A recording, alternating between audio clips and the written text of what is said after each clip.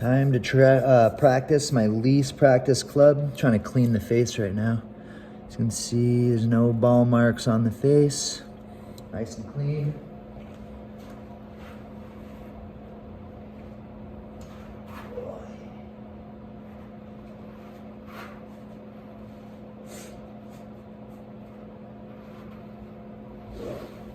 All I've swung today was I hit a couple different irons, a few 5-woods.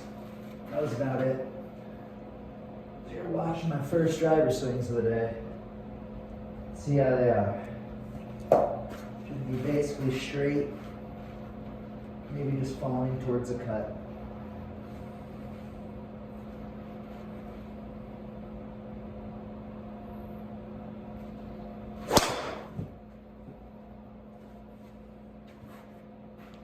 Hit well. I pulled it a little. Should have cut right back. I mean, right out the middle of the club face. It's really hard to see, but right in the middle. Yeah, right there.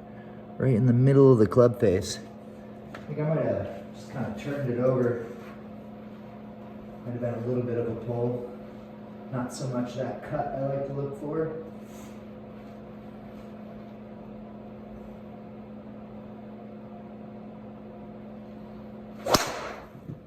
That was better. That would have had a little bit of that feel on it. Just on top of the last one. Right in the middle still. Just on top. I've said this before, but golf is a hard enough game. Hitting the middle of the club face basically every time doesn't mean the ball goes straight or does exactly what you want it to just because you hit the middle of the face.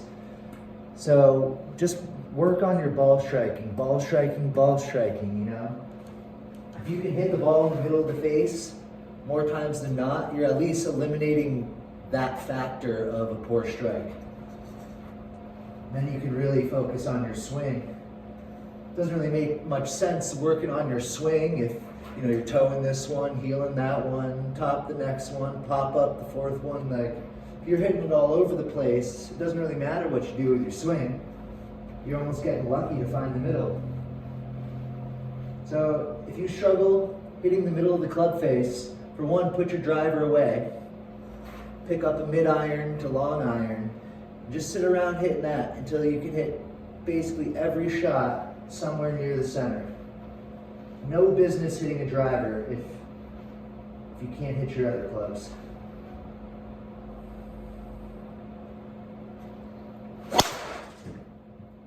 Hammer.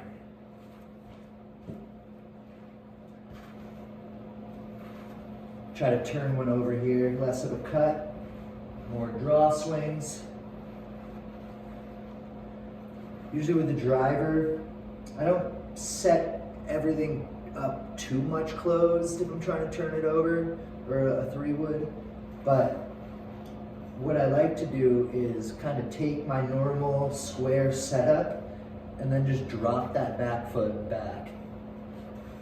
And then kind of get comfortable with a back foot that's dropped back, and it really just allows you to come more from the inside, which everyone knows is, to hit a draw, you got to come from the inside. Drop that back foot back, and through impact, especially with the draws, I just feel like I always point my lead shoulder to wherever I want the ball to start. So for a draw, obviously out to the right, I feel like my lead shoulder at impact is pointing, 10 yards out to the right or whatever. Just the opposite for a fade. I'll feel like through impact, that lead shoulder is 10 yards left, say. So makes it pretty simple to move the ball around.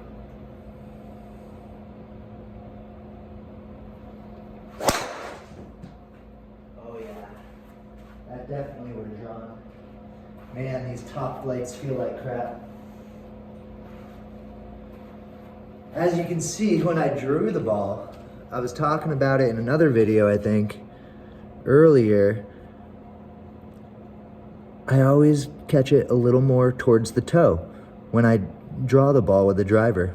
And just the opposite. If I'm really trying to swing a left to right one, I'll catch it a little bit more off the heel. Stand a little bit closer to it, feel like I'm kind of crowding the plate, if you will. Especially if I'm really trying to bet one. One hole specifically I can think of is this par 5, where you only need to get about 200 yards out, and then it's just a dead right angle turn to the right. So I'll just grip up on my driver and hit the old banana slice on that hole. And I'm really trying to catch it more towards the heel side to really get it to curve. And then just the opposite, that hitting it on the toe, it almost has this little bit of a gear effect, as it's called, that helps turn the ball over. Also on drivers, these 460cc drivers, the sweet spot is actually a little above center and a little bit out towards the toe. So some of my longest drives aren't necessarily right in the middle of the club.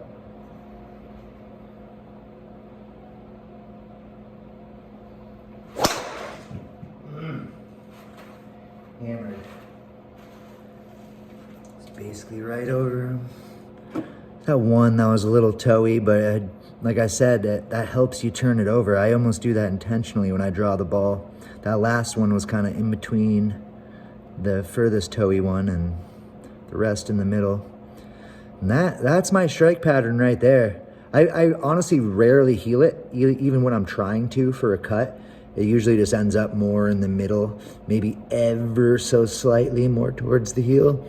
But I don't know what it is. I struggle to heel the ball. I can hit the ball in the center and toe it, and then center, like, you know, back and forth on command. But with the driver, I find it difficult to heel the ball.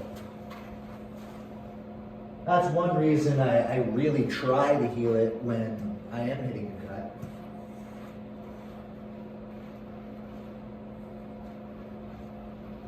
Alrighty, should be more straight. Not really trying to shape this one.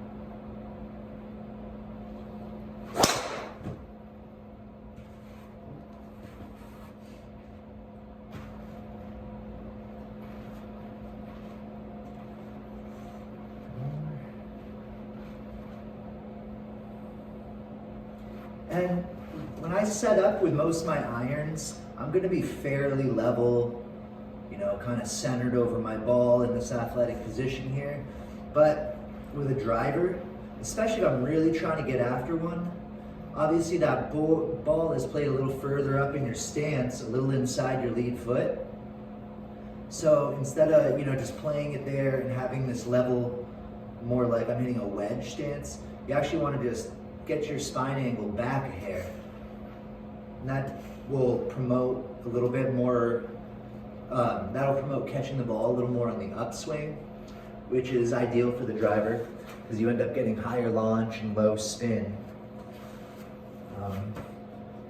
But of course you don't want too low of spin, especially with the rest of your clubs. So driver is kind of that one special club where you're trying to swing up on it. That feeling of swinging up, you really shouldn't carry over into the rest of your sticks. Ooh, that felt real nice. Part of it is because I'm bouncing in between top flights, nitros, and then, you know, decent tour balls. So just the balls themselves feel different. And I know I've talked about this in another video. You know, say I'm in a scramble or it's the long drive hole in a little fun tournament or something I'm playing in, and I'm really trying to rip it. I rarely do this. I usually just stick to just what is natural. I don't try to swing any harder or any less. I just kind of naturally go for it. That's what I call 100%. I guess when I'm trying to give it 110% though, I feel extra loose, extra whippy. You know, I want to get my body in the club acting like a whip, not a stiff, rigid thing. So the looser you hold it is going to create more speed. And then also, I try to get a nice big back swing turn. You know, I try to get all that weight kind of coming, and I try to feel like it's a little slower and longer Because say on a normal drive, I'd probably come just short of parallel, maybe to parallel.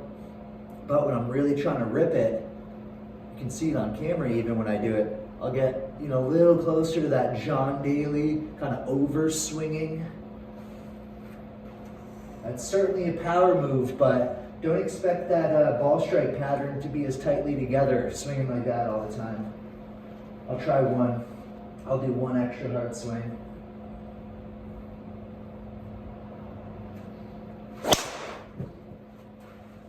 Ripped it.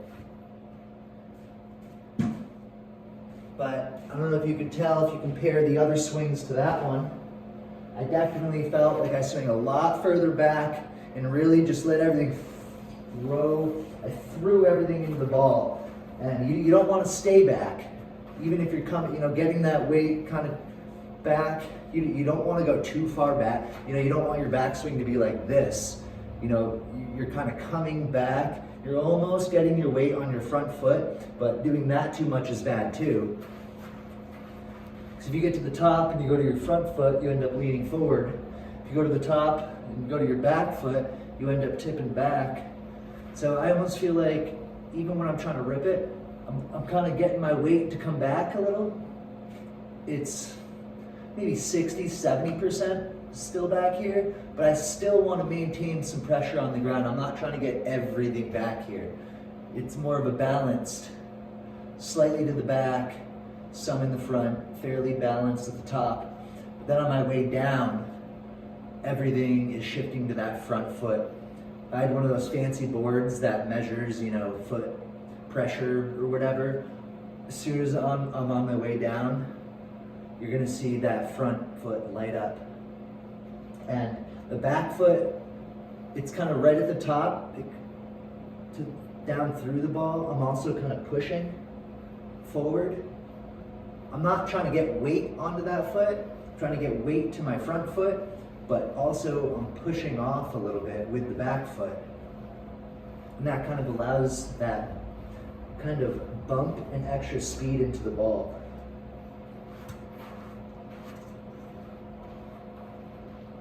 It's all about finding what's right for you in your swing. That's the real secret I've learned over the last 30 years in this game. Oh, that was hit as center as can be. All right, if you want to see some more strike patterns of all those shots I just hit. As you can see, I almost never heel the ball. All those are right in the center. There was that one I really tried to hook that came a little further off the toe. I already kind of explained that, but generally with almost every standard driver swing I make, it's gonna come out the middle, and I'm swinging at what I call 100%, but my 100% is more just naturally how fast I want to swing the club. It's no harder, it's no softer. It's just a very natural movement. But, yep, there's that one out on the toe. There's that one I caught a little bit thin. The rest are right there. All right, I'm gonna start a new video because filming these long videos takes roughly forever to load onto YouTube. So I'm just gonna do a few more shorter videos.